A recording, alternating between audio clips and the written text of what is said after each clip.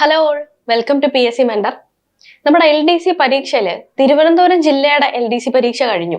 അതുപോലെ തന്നെ ഖാദി ബോർഡിന്റെ ഒരു LDC പരീക്ഷയും കൂടെ കഴിഞ്ഞു അല്ലെ. അപ്പൊ ഇനിയിപ്പോ അടുത്ത ഘട്ടം എഴുതുന്ന ആളുകളെ സംബന്ധിച്ചിടത്തോളം നമുക്ക് 2 ചോദ്യപേപ്പർ നമ്മുടെ മുമ്പിലുണ്ട് അല്ലെ. ഇപ്പൊ PSCയുടെ ഒരു പാറ്റേൺ അനുസരിച്ചിട്ട് ഒരു പരീക്ഷയ്ക്ക് പോകുന്നതിന് സമയത്ത് അതുമായിട്ട് സിമിലർ ആയിട്ട് അതിന്റെ തൊട്ടു മുമ്പ് നടന്നിട്ടുള്ള പരീക്ഷകളുടെ ചോദ്യങ്ങളും അനുബന്ധ വസ്തുതകളും നോക്കി പോവുക എന്നുള്ളത് പരീക്ഷയിൽ വളരെയധികം ഗുണം ചെയ്യും. നമുക്കറിയാവുന്ന കാര്യമാണത്. അപ്പൊ ഇന്നത്തെ ഈ ഒരു ക്ലാസ്സിൽ കെമിസ്ട്രി വിഷയത്തിൽ നിന്ന് കഴിഞ്ഞ തിരുവനന്തപുരം ജില്ലയുടെ LDC പരീക്ഷയ്ക്ക് ചോദിച്ചിട്ടുള്ള ചോദ്യങ്ങൾ, അതുപോലെ തന്നെ ഖാദി ബോർഡ് LDCക്ക് ചോദിച്ചിട്ടുള്ള ചോദ്യങ്ങൾ, അതുമായിട്ട് ബന്ധപ്പെട്ടിട്ടുള്ള കാര്യങ്ങളെല്ലാം നമ്മൾ അടിപൊളിയായിട്ട് കവർ ചെയ്ത് പോകാനായിട്ട് പോവാണ്. ഓക്കെ, അപ്പൊ അടുത്ത ഘട്ടം എഴുതുന്ന ആളുകൾക്ക് ഇത് ഉപകാരപ്പെടും എന്ന് വിചാരിക്കുന്നു. നമുക്ക് ക്ലാസ്സിലേക്ക് പോയാലോ. ആദ്യത്തെ ചോദ്യം നമ്മുടെ LDC പരീക്ഷയ്ക്ക് ചോദിച്ചിട്ടുള്ള ചോദ്യമാണ്. എന്താണത്? അക്വാ റീജിയെ കുറിച്ചിട്ടുള്ള ഒരു ചോദ്യമാണ് അല്ലെ. ഇവിടെ ചോദ്യവും ഉത്തരവൊന്നും പറഞ്ഞ് ഞാൻ അധികം ബോറടിപ്പിക്കുന്നില്ല, പെട്ടെന്ന് നമുക്ക് കാര്യങ്ങൾ പറഞ്ഞു പോവാം. എന്താണ് ആദ്യത്തെ കാര്യം? രാജദ്രാവകം അല്ലെങ്കിൽ രാജകീയ ദ്രാവകം എന്നൊക്കെ അറിയപ്പെടുന്ന ആൾ ആരാണ് എന്നാണ് ചോദിച്ചിരിക്കുന്നത് അല്ലെ. ആരാണ്? അക്വാ റീജിയാണ് അല്ലെ. അത് നമുക്ക് അറിയാവുന്ന കാര്യമാണ്. പക്ഷെ ചോദ്യം അതല്ല. എന്താ ചോദ്യം? ഈ അക്വാ റീജിയ എന്ന് വെച്ച് കഴിഞ്ഞാൽ എന്താണ്? നൈട്രിക് ആസിഡ് ഹൈഡ്രോക്ലോറിക് ആസിഡ് 1:3 ആണോ? നൈട്രിക് ആസിഡ് ഹൈഡ്രോക്ലോറിക് ആസിഡ് 3:1 ആണോ? അതുപോലെ നൈട്രിക് ആസിഡ് സൾഫ്യൂരിക് ആസിഡ് 1:3 ആണോ? ഇങ്ങനെ കുറെ കാര്യങ്ങൾ ചോദിച്ചിട്ടുണ്ട്. നമുക്കറിയാം നൈട്രിക് ആസിഡും ഹൈഡ്രോക്ലോറിക് ആസിഡും കൂടെ ചേർന്നിട്ടാണ് അക്വാ റീജിയ എന്ന് പറയുന്ന പദാർത്ഥം ഉണ്ടാവുന്നത് എന്നുള്ളത്. അപ്പൊ ഇതുമായിട്ട് ബന്ധപ്പെട്ടിട്ടുള്ള കുറച്ച് അനുബന്ധ വസ്തുക്കൾ നമുക്ക് നോക്കാം. ആദ്യമായിട്ട് ഈ അക്വാ റീജിയ എന്ന് പറയുന്ന ആ ഒരു പദം എവിടുന്ന് വന്നു? ലത്തീൻ ഭാഷയിൽ നിന്നുമാണ്. ലത്തീൻ ഭാഷയിൽ നിന്നും ഉടലെടുത്തിട്ടുള്ള ഒരു പദമാണ് അക്വാ റീജിയ എന്ന് പറയുന്നത്. എന്താ അതിന്റെ അർത്ഥം? സ്വാഭാവികമായിട്ടും രാജദ്രാവകം എന്ന് തന്നെയാണ് അതിന്റെ അർത്ഥം. എന്തുകൊണ്ടാണ് നമ്മൾ ഇതിനെ രാജദ്രാവകം, രാജകീയ ദ്രാവകം എന്നൊക്കെ വിളിക്കണേ? എന്താ അതിന്റെ കാരണം എന്ന് പറയുന്നത്? രാജകീയ ദ്രാവകം എന്ന് പറയുന്നത് നമ്മുടെ രാജകീയമായിട്ടുള്ള മെറ്റലുകളെ അലിയിക്കുന്നവനാണ്. നമ്മുടെ സ്വർണം, അതുപോലെ തന്നെ പ്ലാറ്റിനം, ഇതൊക്കെ എങ്ങനെ രാജകീയമാണ്? നല്ല വിലയാണ് അല്ലെ. അപ്പൊ ഇവന്മാരെയൊക്കെ അലിയിക്കുന്ന ദ്രാവകമാണ് ഈ രാജകീയ ദ്രാവകം അല്ലെങ്കിൽ നമ്മുടെ അക്വാ റീജിയ എന്ന് പറയുന്ന ആള്. അതുകൊണ്ട് നമ്മൾ അതിനെ രാജദ്രാവകം എന്ന് വിളിക്കുന്നു. അപ്പൊ എന്താണ് രാജദ്രാവകം എന്നതാണ് അക്വാ റീജിയ എന്ന പദത്തിന്റെ അർത്ഥം എന്ന് പറയുന്നത്. ലോഹങ്ങളില് രാജപദവി അലങ്കരിക്കുന്ന നമ്മുടെ സ്വർണത്തെ അലിയിക്കുന്നത് കൊണ്ടാണ് ഇതിനെ അക്വാ റീജിയ ഈ പേരിൽ വിളിക്കുന്നത്. സ്വർണം മാത്രമല്ല, പ്ലാറ്റിനും അലിയിക്കും കേട്ടോ. ഗാഢ നൈട്രിക് ആസിഡ് അതുപോലെ തന്നെ ഹൈഡ്രോക്ലോറിക് ആസിഡ് എങ്ങനെയാണ് 1:3 എന്നുള്ള അനുപാതത്തിൽ, അതായത് നൈട്രിക് ആസിഡ് 1 ഉണ്ടെങ്കിൽ ഹൈഡ്രോക്ലോറിക് ആസിഡ് 3 ഉണ്ട്. ഈ ഒരു അനുപാതത്തിൽ ഇവന്മാരിയ്ക്കുന്നതാണ് എന്തെന്ന് പറയുന്നത്? നമ്മുടെ അക്വാ റീജിയ എന്ന് പറയുന്നത്. നിങ്ങൾ നോക്കിയേ, ചോദ്യത്തിനകത്ത് നമുക്ക് നേരെ തിരിച്ചു തന്നിരിക്കട്ടെ. ഹൈഡ്രോക്ലോറിക് ആസിഡ് ഈസ്റ്റു നൈട്രിക് ആസിഡ് എന്ന് പറഞ്ഞു കഴിഞ്ഞാൽ എങ്ങനെ ഇരിക്കും? ഹൈഡ്രോക്ലോറിക് ആസിഡിന്റെ ഭാഗം എപ്പോഴും 3 ആയിരിക്കണം. നൈട്രിക് ആസിഡിന്റെ ഭാഗം എന്ന് പറയുന്നത് 1. ഓക്കെ, ഒരു പാർട്ട് നൈട്രിക് ആസിഡും 3 പാർട്ട് ഹൈഡ്രോക്ലോറിക് ആസിഡും വേണം. അത് നമ്മുടെ ചോദ്യം നോക്കി അത് കറക്റ്റ് ആയിട്ട് ഉത്തരം എഴുതിക്കൊള്ളണം. അപ്പോ ഈ ഒരു അനുപാതത്തിൽ കൂടി ചേർന്നതിനെയാണ് നമ്മൾ എന്ത് വിളിക്കുന്നത്? അക്വാ റീജിയ എന്ന് വിളിക്കുന്നത്. ഓക്കെ, എന്താണ് അക്വാ റീജിയയുടെ പരിപാടി? നമ്മൾ പറഞ്ഞു എന്താണ്? സ്വർണത്തെ ലയിപ്പിക്കുക എന്നുള്ളതാണ് ആ റീജിയ ചെയ്യുന്നത്. ഓക്കെ, അപ്പൊ നമ്മളിപ്പോ പറഞ്ഞു രാജദ്രാവകമാണ് നമ്മുടെ അക്വാ റീജിയ എന്ന് പറയുന്നത്. അക്വാ റീജിയക്കകത്ത് നമ്മുടെ നല്ല വിലപിടിപ്പുള്ള ലോഹങ്ങളായിട്ടുള്ള സ്വർണം, പ്ലാറ്റിനം ഇവന്മാരൊക്കെ ലയിച്ചോളും, കുഴപ്പമൊന്നുമില്ല. പക്ഷെ സിൽവർ അത്യാവശ്യം വിലപിടിപ്പുള്ള സാധനം തന്നെയാണ്, സ്വർണത്തിന്റെ അത്ര വില ഇല്ലെങ്കിലും. ഈ സിൽവർ അക്വാ റീജിയക്കകത്ത് ലയിക്കുവോ? ഇല്ല. സിൽവർ എന്ത് ചെയ്യും? മസിൽ പിടിച്ചു നിൽക്കും. എന്തുകൊണ്ടാണ് സിൽവർ അക്വാ റീജിയയിൽ ലയിക്കാത്തത്? അതിന്റെ കാരണം സിൽവർ അക്വാ റീജിയയിൽ കലർന്നു കഴിയുമ്പോഴത്തേക്കിനും അതിനകത്ത് എന്തുണ്ടാവും? സിൽവർ ക്ലോറൈഡ് ഉണ്ടാവും. ഇത് വളരെ ഇൻസോലബിൾ ആയിട്ടുള്ള ഒരു കോമ്പൗണ്ട് ആയതുകൊണ്ട് തന്നെ വെള്ളിയെ ലയിപ്പിക്കാനായിട്ട് അക്വാ റീജിയക്ക് സാധിക്കില്ല. അപ്പൊ നിങ്ങൾക്ക് ഒരു ചോദ്യം തരികയാണ്. ഈ താഴെ പറയുന്ന രാജകീയ ലോഹങ്ങൾ അല്ലെങ്കിൽ വിലപിടിപ്പുള്ള ലോഹങ്ങൾ എല്ലാം എന്ത് ചെയ്യും? അക്വാ റീജിയയിൽ ലയിച്ചു പോകും എന്ന് പറഞ്ഞിട്ട് ആ കൂട്ടത്തിൽ വെള്ളി തന്നിട്ടുണ്ടെങ്കിൽ നിങ്ങൾ മനസ്സിലാക്കണം, വെള്ളി അക്വാ റീജിയക്കകത്ത് ലയിക്കില്ല. ബാക്കി 2 പേരും, അതായത് നമ്മുടെ പ്ലാറ്റിനവും സ്വർണവും ഒക്കെ ലയിച്ചോളും, കുഴപ്പമൊന്നുമില്ല. ഓക്കെ, സ്വർണം എന്ന് പറയുന്ന രാജകീയമായിട്ടുള്ള ഒരു ലോഹമായതുകൊണ്ട് അതിനെ ലയിപ്പിക്കുന്നത് കൊണ്ടാണ് അക്വാ റീജിയക്ക് ആ പേര് തന്നെ ഉണ്ടായത്. പക്ഷെ വെള്ളിയുടെ അടുത്ത് ഇതിന്റെ പരിപാടി ഒന്നും നടക്കില്ല, വെള്ളി ലയിക്കില്ല. ഓക്കെ ആണെന്ന് വിചാരിക്കുന്നു. അടുത്ത നോക്കാം. താഴെ പറയുന്നതിൽ യഥാർത്ഥ ലായനിയുടെ ട്രൂ സോൾവെന്റിന്റെ ഉദാഹരണം ഏതാണ്? ട്രൂ സൊല്യൂഷന്റെ എക്സാമ്പിൾ ഏതാണ് എന്നാണ് ചോദ്യം. എന്തൊക്കെയാ ഓപ്ഷൻ തന്നേക്കുന്നത്? പാല്, സോഡിയം അമാൽഗം, കഞ്ഞിവെള്ളം, ചെളിവെള്ളം എന്നൊക്കെ തന്നിട്ടുണ്ട്. അപ്പൊ ഇത് കാണുമ്പോൾ തന്നെ നമുക്ക് സംശയം തോന്നും ഏതാണ് എങ്ങനെയാണെന്നൊക്കെ. പക്ഷെ എളുപ്പമുള്ളൊരു ടോപ്പിക്കാണ്. നമുക്ക് ഇതിന്റെ ഡീറ്റെയിൽസ് ഒക്കെ ഒന്ന് നോക്കി പോവാം. ആദ്യമായിട്ട് എന്താണ് ഒരു സൊല്യൂഷൻ എന്ന് പറയുന്നത്? എന്താണ് ഒരു സൊല്യൂഷൻ? ഒരു ലായനി എന്ന് പറഞ്ഞാൽ എന്താണ്? അതിനകത്ത് ഒരു സൊല്യൂട്ട് ഒരു സോൾവെന്റിൽ അലിഞ്ഞു ചേർന്നിട്ടുള്ള ആളെയാണ് നമ്മൾ സൊല്യൂഷൻ എന്ന് വിളിക്കുക, അല്ലെ? ഒരു ലീനം ഒരു ലായകത്തിൽ അലിഞ്ഞു ചേർന്നിട്ടുള്ളതിനെയാണ് നമ്മൾ എന്ത് വിളിക്കുക? ലായിനി എന്ന് വിളിക്കുക, അല്ലെ? അപ്പൊ അതായത് ഒരു ലായനിയില് ലീന കണികകളുടെ വലിപ്പം വളരെ കുറവാണെങ്കിൽ ആ കണികകൾ നമുക്ക് നഗ്നനേത്രങ്ങൾ കൊണ്ട് കാണാൻ കഴിയില്ല. അങ്ങനെയുള്ളവയെ നമ്മൾ എന്ത് വിളിക്കും? ട്രൂ സൊല്യൂഷൻ അല്ലെങ്കിൽ സൊല്യൂഷൻ എന്ന് വിളിക്കും. എന്താണ്? ഉദാഹരണത്തിന് നമ്മൾ ഒരു പാത്രത്തിനകത്ത് ഇച്ചിരി വെള്ളം എടുത്തിട്ട് അതിനകത്ത് നമ്മൾ കുറച്ച് ഉപ്പിട്ട് കലക്കുന്നു. കുറെ നേരം നമ്മൾ ഇളക്കി കഴിയുമ്പോഴത്തേക്കിന് ആ ഉപ്പിന്റെ കണികൾ നമുക്ക് കാണാൻ പറ്റുമോ? ഇല്ല. കാരണം അത് തീരെ കുഞ്ഞായിട്ട് ജലത്തിന്റെ കണികകളുടെ ഇടയിൽ ഇങ്ങനെ ഒളിച്ചിരിപ്പുണ്ട്. നമ്മൾ കുടിച്ചു നോക്കിയാൽ അതിന് ഉപ്പ് രുചി കാണും, കാരണം ആ ഒരു ഉപ്പിന്റെ അംശം അതിനകത്ത് ഉള്ളതുകൊണ്ടാണത്. പക്ഷെ എന്ന് വെച്ചാൽ നമുക്ക് കണ്ണുകൾ കൊണ്ട് ഇങ്ങനെ നോക്കിക്കഴിഞ്ഞാൽ അതേപോലെ ഉപ്പ് എന്ന് കണ്ടുപിടിക്കാൻ പറ്റുമോ? ഇല്ല. അതിന്റെ കാരണം എന്താണ്? അതിന്റെ കണികകൾ അത്രയും ചെറുതായത് കൊണ്ടാണ്. അങ്ങനെ ലീന കണികകൾ വളരെയധികം ചെറുതായിട്ടുള്ളവയെ നമ്മൾ എന്ത് വിളിക്കും? ലായിനി, ട്രൂ സൊല്യൂഷൻ അല്ലെങ്കിൽ യഥാർത്ഥ ലായിനി എന്ന് വിളിക്കും. ഓക്കെ. അടുത്തത്, ഇവയിലെ കണികകൾ അതിസൂക്ഷ്മങ്ങളായതിനാൽ അവയ്ക്ക് പ്രകാശത്തെ വിസരിപ്പിക്കാനായിട്ട് കഴിയില്ല. അതുകൊണ്ട് നമ്മൾ പ്രകാശപാത കാണാനായിട്ട് കഴിയില്ല. ഒരു ട്രൂ സൊല്യൂഷനകത്ത് പ്രകാശത്തിന്റെ പാത കാണാനായിട്ട് നമുക്ക് സാധിക്കില്ല. കാരണം എന്താണ്? അതിനകത്തെ കണികകൾ വളരെ ചെറുതായതുകൊണ്ടാണ് നമുക്ക് കാണാൻ സാധിക്കാത്തത്. അടുത്തത്, അതിനാൽ ഈ കണികകൾ എന്ത് ചെയ്യുന്നു? പ്രകാശത്തെ വിസരണം ചെയ്യുന്നില്ല, അതായത് സ്കാറ്റർ ചെയ്യുന്നില്ല. കൊളോയിഡുകളിൽ അല്പം കൂടി വലിയ ലീന കണികകൾ ആയതുകൊണ്ട് നമുക്ക് എന്ത് ചെയ്യാനായിട്ട് സാധിക്കും? അതിലെ പ്രകാശത്തിന്റെ വിസരണം നമുക്ക് കാണാനായിട്ട് സാധിക്കും. നിങ്ങൾക്ക് ഒരു ചെറിയ കൺഫ്യൂഷൻ ഉണ്ടായിട്ടുണ്ടാവും, നമുക്കത് ഈസി ആയിട്ട് കറക്റ്റ് ചെയ്യാം. എങ്ങനെയാന്ന് നോക്കാം. അതായത് ഇങ്ങനെ ഒരു പാത്രത്തിൽ ഞാനൊരു സൊല്യൂഷൻ എടുത്തിട്ടുണ്ട്. ഇത് ഉപ്പ് വെള്ളമാണെന്ന് ഇരിക്കട്ടെ. ഇതിനകത്ത് കുറച്ച് ഉപ്പിന്റെ കണികകളും വെള്ളത്തിന്റെ കണികകളൊക്കെ ഇങ്ങനെ കിടപ്പുണ്ട്, വളരെ ചെറിയ കണികകളാണ്. ഇതിനകത്തുകൂടെ ഇവിടെ ഞാനൊരു ടോർച്ചൊക്കെ വെച്ചിട്ട് അതിൽ നിന്ന് പ്രകാശം കടത്തി വിടുകയാണ്.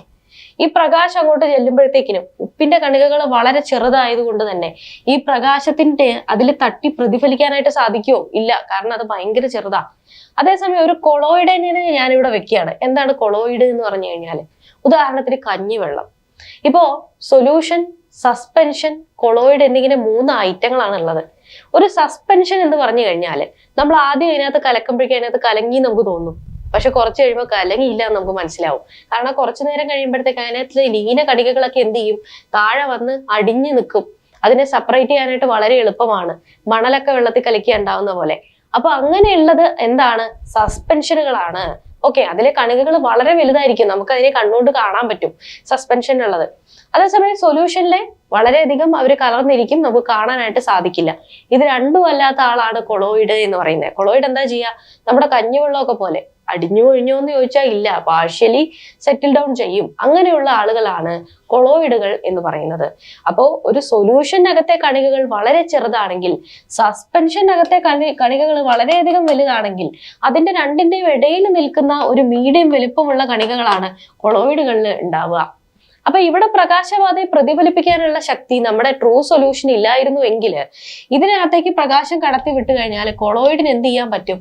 അത് പ്രതിഫലിപ്പിക്കാനായിട്ട് സാധിക്കും.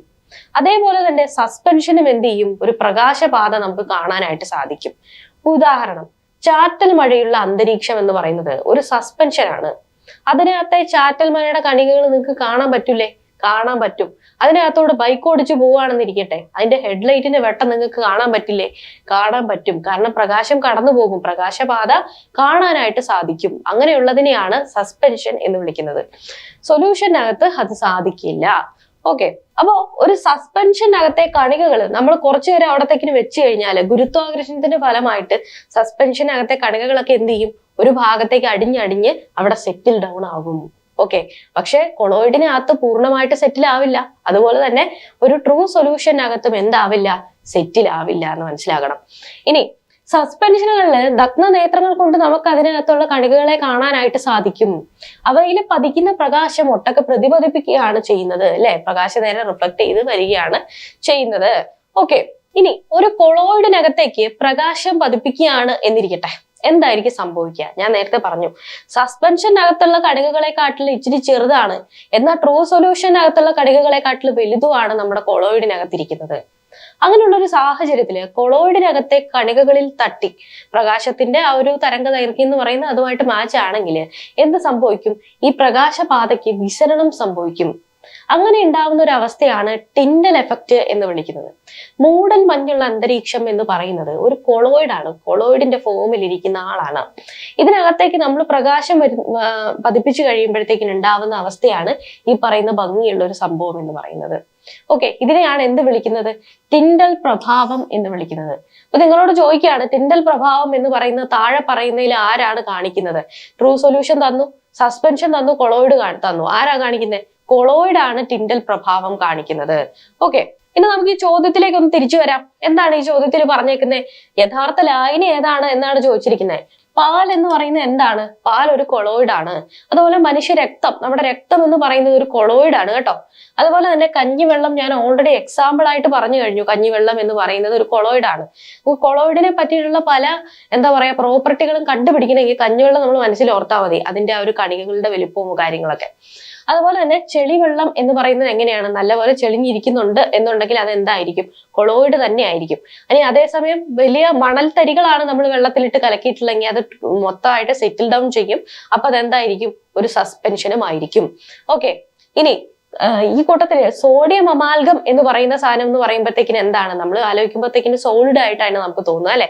അപ്പൊ പലതരത്തിലുള്ള സൊല്യൂഷനുകൾ ഉണ്ട് അല്ലെ. അതായത് ഒരു മിക്സർ ഉണ്ടാക്കുന്ന സമയത്ത് അതിനകത്ത് സോളിഡ് ടു സോളിഡ് ആവാം, അല്ലെങ്കിൽ സോളിഡ് ടു ലിക്വിഡ് ആകാം. ഇവിടെ നമുക്കൊരു കൺഫ്യൂഷൻ തോന്നും. നമ്മുടെ യഥാർത്ഥ ലായനി ചോദിച്ചത് കൊണ്ട് തന്നെ അതെന്താണ്? സോഡിയം അമാൽഗമാണ്. ബാക്കിയുള്ളതൊന്നും നമുക്ക് എന്തായാലും കൊടുക്കാൻ പറ്റില്ല. അതുകൊണ്ട് നമ്മുടെ ഉത്തരം എന്ന് പറയുന്നത് ഓപ്ഷൻ ബി ആയിട്ട് മാറി എന്നുള്ളതാണ്. ബാക്കിയൊന്നും ആ കൂട്ടത്തിൽ പെടുന്നതല്ല. അങ്ങനെ എലിമിനേറ്റ് ചെയ്തിട്ട് നമ്മൾ ആ ഉത്തരത്തിലേക്ക് എത്തുക എന്നുള്ളതാണ്. ഓക്കെ, ഇനി ഈ സൊല്യൂഷനെ കുറിച്ചും അതുപോലെ തന്നെ കൊളോയിഡിനെ കുറിച്ചും ഒക്കെ ബേസിക് ആയിട്ടുള്ള കുറച്ച് കാര്യം നമുക്ക് നോക്കി പോവാം. ആദ്യം, ഒരു ലായനി എന്ന് പറഞ്ഞു കഴിഞ്ഞാൽ എങ്ങനെയാണ്? അതിലെ ഘടകങ്ങളെ അരിച്ചു വേർതിരിക്കാനായിട്ട് കഴിയില്ല. നിങ്ങൾ ഒരു ചായക്കപ്പിനകത്ത്, ഒരു ചായയുടെ അരിപ്പിക്കകത്തൂടെ കുറച്ച് ഉപ്പ് വെള്ളം നിങ്ങൾ ഇങ്ങനെ ഒഴിച്ചു, അതിലെ ഉപ്പ് വേറെ വെള്ളം വേറെ ആയിട്ട് കിട്ടുമോ? കിട്ടില്ല. കാരണം നമ്മൾ എന്താണ്, നമ്മുടെ ടെക്സ്റ്റ് ബുക്കിനകത്ത് നമ്മൾ വോളട്ടൈൽ ലിക്വിഡ് ആണ്, അതിനകത്തെ സോൾവെന്റിനെ ഒക്കെ ഇട്ടിട്ട് നമ്മൾ ഡിസ്റ്റിലേഷൻ ഒക്കെ നടത്തി വേർതിരിക്കുന്ന ആളാണ് ഉപ്പ് വെള്ളം എന്ന് പറയുന്നത് അല്ലെ. ലാർജ് സ്കെയിലായിട്ട് ഉപ്പ് വേർതിരിക്കുന്ന പരിപാടി തന്നെയുണ്ട്. ഗാന്ധിജി പോലും എന്താ ചെയ്തത്? ഉപ്പ് കുറുക്കാനായിട്ട് കടൽ തീരത്ത് പോയിട്ട് എന്താണ് അതിൽ നിന്ന് ഉപ്പ് ഉണ്ടാക്കുകയാണ് ചെയ്തത്. അല്ലെ, അത്ര ഈസി ആയിരുന്നെങ്കിൽ പുള്ളിക്ക് അത്രയൊക്കെ ചെയ്യണോ? ചുമ്മാ അരിപ്പൊഴി എടുത്താൽ പോരെ? അങ്ങനെ ചെയ്തില്ലല്ലോ.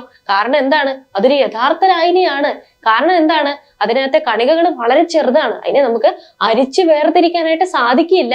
ഓക്കെ, അപ്പൊ ലായനിയിലെ ഘടകങ്ങളെ നമുക്ക് അരിച്ച് വേർതിരിക്കാനായിട്ട് സാധിക്കില്ല. ഇങ്ങനെ എന്തെങ്കിലുമൊക്കെ വെച്ച് നിങ്ങൾ ഓർത്ത് വെച്ചേക്കണം കേട്ടോ. അതിനാണ് ഇതൊക്കെ പറഞ്ഞത്.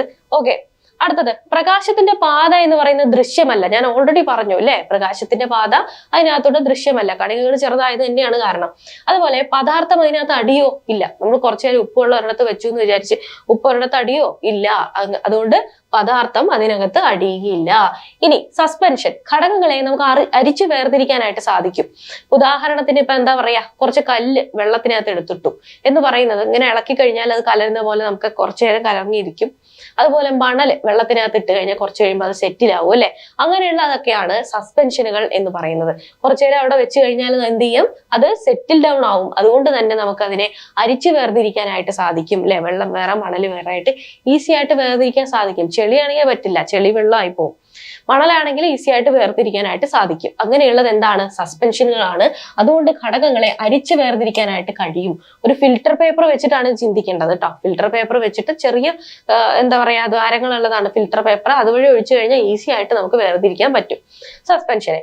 ഇനി പ്രകാശത്തിന്റെ പാത എന്ന് പറയുന്നത് ദൃശ്യമാണ് അല്ലെ. ദൃശ്യമാണ്. പദാർത്ഥം അടിയുന്നില്ല എന്ന് സസ്പെൻഷനിൽ എന്താ ചെയ്യുന്നത്? പദാർത്ഥം അടിയുന്നുണ്ടോ ഇല്ലയോ? പദാർത്ഥം അടിയുന്നു എന്നാണ് കേട്ടോ. അടിയുന്നു. പദാർത്ഥം എന്ത് ചെയ്യുന്നു? അടിയുന്നു. കുറച്ചു നേരം അവിടെ വെച്ച് കഴിയുമ്പോഴത്തേക്കിന് സസ്പെൻഷനിലെ പദാർത്ഥം എന്ത് ചെയ്യും? അടിയും, താഴെ വന്നിരിക്കും. ഓക്കെ, ഇനി ഒരു കൊളോയിഡ് എങ്ങനെയാണ്? ഘടകങ്ങളെ അരിച്ചു വേർതിരിക്കാനായിട്ട് കഴിയുമോ? ഇല്ല. പൂർണ്ണമായിട്ട് അരിച്ചു വേർതിരിക്കാനായിട്ട് നമുക്ക് സാധിക്കില്ല. പ്രകാശത്തിന്റെ പാത എന്ന് പറയുന്നത് ദൃശ്യമാണ്. ടിൻഡൽ എഫക്റ്റ് ഒക്കെ ഉണ്ട് ഇതിനകത്ത്. പാതയിലൂടെ ഘടകങ്ങൾ എന്താ ചെയ്യുന്നത്? അതിനകത്തെ ഘടകങ്ങൾ പ്രകാശത്തെ പ്രതിഫലിപ്പിക്കുകയാണ് ചെയ്യുന്നതെങ്കിൽ ഇവിടെ എന്താണ് ചെയ്യുന്നത്? വിസരണം സംഭവിക്കുന്നു. അതാണ് ടിൻഡൽ എഫക്റ്റ് എന്നൊക്കെ നമ്മൾ പറഞ്ഞു. അപ്പൊ പ്രകാശത്തിന്റെ പാത നമുക്ക് കാണാനായിട്ട് പറ്റും. ഇനി പദാർത്ഥം എന്താ ചെയ്യുന്നത്? അടിയുന്നു. പദാർത്ഥം ഏറെക്കുറെ അടിയാണ് ചെയ്യുന്നത് അല്ലെ. കഞ്ഞിവെള്ളം കുറെ നേരം നമ്മളവിടെ വെച്ച് കഴിഞ്ഞാൽ കുറെ നേരം കഴിയുമ്പോഴേക്ക് കുറെ പദാർത്ഥങ്ങൾ അടിഞ്ഞിരിക്കുന്നത് നമുക്ക് കാണാനായിട്ട് സാധിക്കും. ഓക്കെ, അപ്പൊ മനസ്സിലായി ഒരു ഐഡിയ എന്ന് വിചാരിക്കുന്നു. കുറച്ച് എക്സാമ്പിളുകൾ ഞാൻ പറഞ്ഞിട്ടുണ്ട്. ഇത് കൂടുതൽ എക്സാമ്പിൾ നമ്മുടെ ടെക്സ്റ്റിൽ നിന്നൊക്കെ നോക്കിയിട്ടൊന്ന് നോക്കി വെച്ചേക്കാം. ക്ലാസ്സിലൊക്കെ പറഞ്ഞിട്ടുള്ളതാണ്. അടുത്ത നോക്കാം. അടുത്ത ചോദ്യം എന്ന് പറയുന്നത് വളരെ ഫാക്ച്വൽ ആയിട്ടുള്ള ഒരു ക്വസ്റ്റ്യൻ ആണ്. എന്താ ചോദിച്ചിരിക്കുന്നത്? താഴെ പറയുന്നവയിൽ സിങ്ക് ബ്ലെൻഡ് എന്നറിയപ്പെടുന്നത് എന്താണ് എന്നാണ് ചോദിച്ചിരിക്കുന്നത്. സിങ്ക് സൾഫൈഡ് ആണ് കേട്ടോ. സിങ്ക് സൾഫൈഡ് എന്ന് പറയുന്നത് ഒരു സംയുക്തമാണ്. അതെന്താ ചെയ്യുന്നത്? സാധാരണഗതിയിൽ നമുക്ക് ഒരു കറുപ്പ് കളറിലാണ് കിട്ടുക, കാരണം അതിൽ ഒരുപാട് ഇമ്പ്യൂരിറ്റീസ് ഉള്ളത് കൊണ്ട്. പക്ഷെ വളരെ പ്യൂർ ആയിട്ടുള്ള സിങ്ക് സൾഫൈഡ് എന്ന് പറയുമ്പോൾ വൈറ്റ് കളറിലായിരിക്കും അത് ലഭിക്കുക. ഓക്കെ, വളരെ ഫാക്ച്വൽ ആയിട്ടുള്ള ഒരു ക്വസ്റ്റ്യൻ ആണ്. എന്താ ചോദിച്ചിരിക്കുന്നത്?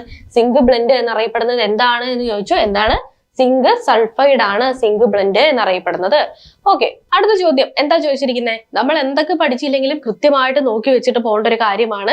കെമിസ്ട്രിയിലെയും ഫിസിക്സിലെയും അതുപോലെ തന്നെ വൈദ്യശാസ്ത്രത്തിലെയും തുടങ്ങിയിട്ടുള്ള എല്ലാ മേഖലയിലുമുള്ള നോബൽ സമ്മാനങ്ങൾ ഇമ്പോർട്ടന്റ് ആണ്. നമ്മുടെ ക്ലാസ്സിൽ ഇതിനെക്കുറിച്ചുള്ള ഡീറ്റെയിൽ ആയിട്ടുള്ള വീഡിയോ ഓരോ സബ്ജക്ട് വൈസ് ആയിട്ട് ഇട്ടിട്ടുണ്ട്. നമ്മുടെ പ്ലേലിസ്റ്റിനകത്ത് കാണും, എടുത്ത് നോക്കണം കേട്ടോ, ഇമ്പോർട്ടന്റ് ആണ്. അപ്പൊ എന്താ ചോദിച്ചിരിക്കുന്നത്? കെമിസ്ട്രി ആയിട്ട് ബന്ധപ്പെട്ടിട്ടുള്ളതാണ്. 2023 രസതന്ത്രത്തിനുള്ള നോബൽ സമ്മാനം താഴെ പറയുന്നവയിൽ ഏത് വിഷയവുമായി ബന്ധപ്പെട്ടതാണ്? അപ്പൊ അന്ന് നമ്മൾ ക്ലാസ് എടുത്തപ്പോഴേ നമ്മൾ പറഞ്ഞിരുന്നു. എന്താ പറഞ്ഞേ? ആളുകളെയും വർഷത്തെയും മാത്രം നമ്മൾ പഠിച്ചു വെച്ചാൽ പോരാ, എന്തിനാണത് കൊടുത്തതെന്ന് കൂടെ ഒന്ന് പഠിച്ചു വെച്ചേക്കണം, കാരണം അത് ചോദിക്കാൻ സാധ്യതയുണ്ട് എന്നുള്ളത് അല്ലെ. അപ്പൊ ഇവിടെ എന്താ ചോദിച്ചിരിക്കുന്നത്? ഓപ്ഷൻ സി ആണ് നമ്മുടെ ഉത്തരം. ക്വാണ്ടം ഡോട്ട്സിനെ കുറിച്ചുള്ള പഠനത്തിനാണ് 2023 രസതന്ത്രത്തിനുള്ള നോബൽ സമ്മാനം ലഭിച്ചിരിക്കുന്നത്. അപ്പൊ ഒരു നാനോ പാർട്ടിക്കിൾ സൈസിലുള്ള സെമി കണ്ടക്ടറുകളാണ് ഈ പറയുന്ന ക്വാണ്ടം ഡോട്ടുകൾ എന്ന് പറയുന്നത്. ഓക്കെ, അടുത്ത നോക്കാം എന്താണ് അതിനെ കുറിച്ചുള്ള ഡീറ്റെയിൽസ്. അപ്പോ 2023 രസതന്ത്രത്തിനുള്ള നോബൽ സമ്മാനം ആർക്കൊക്കെയാണ്? മൗങ്കി ബവൻറ്റി, അതുപോലെ തന്നെ ലൂയിസ് ബ്രൂസ്, അലക്സി എക്കിമോവ് എന്നിവർക്കാണ് ലഭിച്ചിരിക്കുന്നത്. അപ്പൊ ഇത്തവണ എന്തിനു ലഭിച്ചു എന്ന് ചോദിച്ചുകൊണ്ട് അടുത്ത പ്രാവശ്യം ചിലപ്പോൾ ആർക്ക് ലഭിച്ചു എന്ന് ചോദിക്കാൻ സാധ്യതയുണ്ട്. അപ്പൊ ഈ 3 പേരുടെയും പേര് നന്നായിട്ടൊന്ന് നോക്കി വെച്ചേക്കാം. അതുപോലെ എന്തിനാണ് അവർക്ക് ലഭിച്ചിട്ടുള്ളത്? ക്വാണ്ടം ഡോട്ടുകളുടെ കണ്ടെത്തലിനും സമന്വയത്തിനുമാണ്. എന്താണ്? ക്വാണ്ടം ഡോട്ടുകളുടെ കണ്ടെത്തലിനും അതുപോലെ തന്നെ സമന്വയത്തിനുമാണ് എന്ത് കിട്ടിയിരിക്കുന്നത്? 2023 നോബൽ സമ്മാനം കിട്ടിയിരിക്കുന്നത് എന്ന് നോക്കി വെച്ചേക്കുക. ഓക്കെ, അപ്പൊ ഇതാണ് ഇത്തവണ ചോദിച്ചത്. അവരുടെ പേരും കൂടെ ഒന്ന് നോക്കി വെച്ചേക്കുക, വളരെ ഇമ്പോർട്ടന്റ് ആണ്. അടുത്ത നോക്കാം. എന്താ ചോദ്യം നോക്കിയേ? ലോഹങ്ങളെ അടിച്ചു പരത്തി കനം കുറഞ്ഞ തകിടുകളാക്കി മാറ്റുന്ന സവിശേഷത എന്ത് എന്നാണ് ചോദിച്ചിരിക്കുന്നത്. ഏതാണ്? ഉത്തരം ഇവിടെ മാലിയബിലിറ്റി ആണ്. ഓക്കെ, മാലിയബിലിറ്റി എന്ന് പറഞ്ഞു കഴിഞ്ഞാൽ എന്താണ്? ഒരു ലോഹത്തിനെ അടിച്ചു പരത്തി തകിടുകളാക്കി മാറ്റുന്ന പരിപാടിയാണ് മാലിയബിലിറ്റി എന്ന് പറയുന്നത്. ഉദാഹരണത്തിന് സ്വർണം എന്ന് പറയുന്നത് നമ്മൾ അടിച്ചു പരത്തി തകിടാക്കിയിട്ട് നമ്മൾ എന്ത് ചെയ്യുന്നു? പല രൂപങ്ങളിലൊക്കെ മാറ്റി നമ്മൾ ആഭരണങ്ങളൊക്കെ ഉണ്ടാക്കുന്നു അല്ലെ. അതുപോലെ തന്നെ അലുമിനിയത്തെ വളരെ തിൻ ഷീറ്റായിട്ട് മാറ്റാനായിട്ട് പറ്റുന്ന ഒരാളാണ് അലുമിനിയം എന്ന് പറയുന്നത് അല്ലെ. അപ്പൊ ഈ മെറ്റലുകളുടെ പല ഉപയോഗത്തിലും മെറ്റലുകളുടെ ഈ പ്രോപ്പർട്ടി എല്ലാം നമ്മൾ ഉപയോഗിക്കും. അപ്പൊ മെറ്റലുകൾക്ക് മറ്റു പല പ്രോപ്പർട്ടീസും ഉണ്ട്. എന്തൊക്കെയാണ് നമുക്ക് മൊത്തത്തിലൊന്ന് നോക്കാം. എന്തൊക്കെയാണ് നമ്മുടെ ലോഹങ്ങളുടെ സവിശേഷത എന്ന് പറയുന്നത്? ആദ്യത്തെ പോയിന്റ് കാഠിന്യമാണ് അല്ലെ. കാഠിന്യം എന്ന് പറയുമ്പോൾ എങ്ങനെയാണ്? ഒരു ലോഹം ആയിട്ടുള്ള ഒരു വസ്തു ആണെങ്കിൽ നമുക്ക് അതിനെ വേറൊരു സാധനം വെച്ച് ഇങ്ങനെ അടിച്ചു കഴിഞ്ഞാൽ അതിങ്ങനെ പരക്കുള്ളൂ. കല്ലിനെ അടിക്കുന്ന പോലെ, കല്ല് എന്ന് പറയുന്നത് ബ്രിട്ടിലാണ്, അത് അലോഹമാണ് അല്ലെ. അപ്പൊ എന്താവും? പൊട്ടിച്ചെതറി പോവും. പക്ഷെ നമ്മൾ സ്വർണ്ണത്തെ ഇരുമ്പിനെയൊക്കെ എടുത്തു വെച്ചിട്ട് നമ്മൾ അടിച്ചു കഴിഞ്ഞാൽ അങ്ങനെ പൊട്ടിച്ചെതറി പോവോ? ഇല്ല. സ്വർണത്തിന് കാഠിന്യമുണ്ട്, വളരെയധികം ഹാർഡ്നെസ് ഉണ്ട്. സ്വർണത്തിന് നല്ല എല്ലാ ലോഹങ്ങൾക്കും എന്തുണ്ട്? കാഠിന്യമുണ്ട്. ഇനി ഇതിനെ കവച്ചു വെക്കുന്ന വേറൊരു ആൾക്കാരുണ്ട്. ലോഹം തന്നെയാണ്, പക്ഷെ അവർക്ക് കാഠിന്യമില്ല. അങ്ങനെയുള്ള ആൾക്കാരെ നമ്മൾ എന്ത് വിളിക്കും? സോഫ്റ്റ് മെറ്റൽസ് എന്ന് വിളിക്കും. അവർ വളരെ മൃദുല സ്വഭാവക്കാരാണ്, മൃദു ലോഹങ്ങളാണ്. അവരാരൊക്കെയാണ്? നമ്മുടെ സോഡിയം, പൊട്ടാഷ്യം, ഇവന്മാരൊക്കെ വളരെ മൃദുവാണ്, വളരെ ലോല ഹൃദയരാണ്. നമുക്കൊരു കത്തി വെച്ചിട്ട് നൈസായിട്ട് മുറിച്ചു കഴിഞ്ഞാൽ അവര് മുറിഞ്ഞു വരും. അങ്ങനെയുള്ള ആൾക്കാരാണ് മൃദുലോഹങ്ങൾ, നമ്മുടെ സോഫ്റ്റ് മെറ്റൽസ് എന്ന് പറയുന്നത്. ബാക്കിയുള്ള ലോഹങ്ങൾ പൊതുവേ എന്താണ്? കാഠിന്യം കാണിക്കുന്ന ആളുകളാണ്. ഓക്കെ, കാഠിന്യമുണ്ട്. അടുത്ത കാര്യം എന്ന് പറയുന്നത് ലോഹദ്യുതിയാണ്. എന്താണ് ഈ ലോഹദ്യുതി എന്ന് പറയുന്നത്? ഇപ്പൊ നിങ്ങൾ പുതിയൊരു മാല മേടിച്ചു, നമ്മൾ ഒരു കടയിൽ പോയിട്ട്, അല്ലെങ്കിൽ സ്വർണം പണിയുന്ന സമയത്ത് അതിനുണ്ടാവുന്ന, പണിത് കിട്ടിക്കഴിയുന്നത് ഉണ്ടാവുന്ന ഒരു തിളക്കം കുറെ കാലം കഴിയുമ്പോൾ ഉണ്ടാവുമോ? സ്വർണത്തിന് പിന്നെ ഉണ്ടാവും. അതേസമയം ഒട്ടുമിക്ക ലോഹങ്ങളും മുറിച്ചു കഴിഞ്ഞാൽ ആ ഒരു പ്രദേശത്ത് അതിന് നല്ല തിളക്കമായിരിക്കും. കുറച്ചു നേരം കഴിയുമ്പോൾ ഇവന്റെ വിധം മാറും. അവൻ അന്തരീക്ഷമായിട്ട് പ്രവർത്തിച്ചിട്ട് എന്ത് ചെയ്യുന്നു? ഈ തിളക്കമൊക്കെ നഷ്ടപ്പെട്ടിട്ട് അവര് മങ്ങിയിരിക്കും അല്ലെ. അപ്പൊ ഈ കട്ട് സർഫസില്, മുറിച്ചു കഴിഞ്ഞ ആ ഒരു സർഫസില് തിളങ്ങിയിരിക്കാനുള്ള ഒരു സ്വഭാവം ഉണ്ടല്ലോ, അതിനെ നമ്മൾ മെറ്റാലിക് ലസ്റ്റർ എന്ന് വിളിക്കും. അങ്ങനെ വിളിക്കാൻ ബുദ്ധിമുട്ടുള്ളവര് ലോഹദ്യുതി എന്ന് വിളിക്കും. ഓക്കെ, ലോഹദ്യുതി എന്ന് വിളിക്കും. അപ്പൊ എന്താണ് ലോഹദ്യുതി? കട്ട് ചെയ്ത് കഴിഞ്ഞാൽ ആ ഒരു സർഫസ് തിളങ്ങി നിൽക്കാനുള്ള ഒരു സ്വഭാവം ആർക്കുണ്ട്? ലോഹത്തിനുണ്ട്. ഫ്രഷ്ലി കട്ടാണെങ്കിൽ അവൻ ഫ്രഷ് ആയിട്ട് നല്ല ഷൈനിങ് ആയിട്ട് നിൽക്കും. അങ്ങനെയുള്ളതാണ് ലോഹദ്യുതി എന്ന് പറയുന്നത്. അടുത്ത സ്വഭാവം നമ്മളിപ്പോ ചോദ്യത്തിൽ കണ്ടത് മാലിയബിലിറ്റി. ഒരു ലോഹത്തെ നമ്മൾ അടിച്ചു പരത്തി തകിടാക്കി മാറ്റാനായിട്ട് സാധിക്കും. ആ സ്വഭാവമാണ് മാലിയബിലിറ്റി. നിങ്ങൾ ആലോചിച്ച് നോക്കിയ ഒരു അലോഹമാണ്, ഒരു കല്ലാണ്, അല്ലെങ്കിൽ ഒരു പ്ലാസ്റ്റിക് ആണ്, നമുക്കിനി അടിച്ചു പരത്തി തകിടാക്കാനായിട്ട് പറ്റുമോ? ഇല്ല, അത് പൊട്ടിപ്പോകൂല്ലേ. ലോഹത്തിനെ നമുക്കത് പറ്റുള്ളൂ. ലോഹത്തിന്റെ ആ സ്വഭാവമാണ് മാലിയബിലിറ്റി. അടുത്ത സ്വഭാവം താപചാലകത. നിങ്ങൾ വീട്ടില് പാത്രത്തില് ഒരു പായസം ഉണ്ടാക്കുകയാണ്, ഓണമൊക്കെ അല്ലേ വരാൻ പോണേ. നിങ്ങളൊരു പാത്രത്തിനകത്ത് പാൽ പായസം ഉണ്ടാക്കാൻ തീരുമാനിച്ചു. ഒരു പ്ലാസ്റ്റിക് പാത്രം എടുത്ത് അടുപ്പിൽ വെച്ചിട്ട് നമ്മൾ പായസം ഉണ്ടാക്കുമോ? ഇല്ല, നല്ല രസമായിരിക്കും. നമ്മൾ പൊതുവെ ലോഹങ്ങൾ കൊണ്ടുള്ള പാത്രങ്ങളിലാണ് എന്തുണ്ടാക്കുന്നത്? ആഹാരം പാചകം ചെയ്യുന്നത്. അതിന്റെ കാരണം എന്താണ്? അതിന്റെ താപചാലകതയാണ്. ഇനി ഈ ലോഹങ്ങൾ കൊണ്ടുണ്ടാക്കിയ പാത്രത്തിൽ നിങ്ങൾ നല്ലൊരു പായസം ഉണ്ടാക്കിയെന്നിരിക്കട്ടെ, ഇതിന് നമ്മൾ എന്ത് ചെയ്യും? വേറെ കൈക്കല് തുണിയൊന്നും പിടിക്കാതെ, അല്ലെങ്കിൽ അതിന്റെ അറ്റത്ത് മരത്തിന്റെ വേറെ വേറെ സാധനങ്ങളൊന്നും ഇല്ലാതെ, ഇൻസുലേഷൻ ഒന്നും ഇല്ലാതെ നമ്മൾ ആ പാത്രത്തോട് എടുത്തിങ്ങനെ താഴെ വെക്കുവോ? ഇല്ല. കാരണം എന്താ? അതിന് നല്ല ചൂടുണ്ടാവും. ലോഹത്തിന് ചൂടിനെ കടത്തിവിടാനുള്ള, താപത്തെ കടത്തിവിടാനുള്ള സവിശേഷതയുണ്ട്. അങ്ങനെയുള്ളത് കൊണ്ട് നമ്മൾ അവർക്ക് താപചാലകതയുണ്ട് എന്ന് വിളിക്കും, അല്ലെ? ഹീറ്റിനെ കണ്ടക്ട് ചെയ്യാനുള്ള സ്വഭാവമുണ്ട്, ഹീറ്റ് കണ്ടക്ടിവിറ്റി ഉണ്ട്, താപചാലകതയുണ്ട് അവന്മാർക്ക്. ഓക്കെ, ഇനി അടുത്ത കാര്യം വൈദ്യുത ചാലകതയാണ്. നമ്മുടെ വീട്ടിലുള്ള കറണ്ടിന്റെ ഈ വയറൊക്കെ എന്ന് വെച്ച് വയറഴിച്ചു നോക്കൊന്നും വേണ്ട. അതിനകത്ത് എന്താ ചെയ്തിരിക്കുന്നത്? ഇലക്ട്രിസിറ്റി കടന്നു പോകാനായിട്ട് നമ്മൾ അതിനകത്ത് ചെമ്പോ അല്ലെങ്കിൽ അലുമിനിയോ ഒക്കെയാണ് നമ്മൾ വെച്ചേക്കണേ, അല്ലെ? അതെന്തുകൊണ്ടാണ്? വീടിനകത്തുള്ള സർക്യൂട്ടുകളിൽ പൊതുവെ ചെമ്പും അതുപോലെ തന്നെ പുറത്തുള്ള എന്താ പറയാ പോസ്റ്റുകളിലൊക്കെയുള്ള സർക്യൂട്ടുകളിൽ അലുമിനിയവുമാണ് യൂസ് ചെയ്യുക.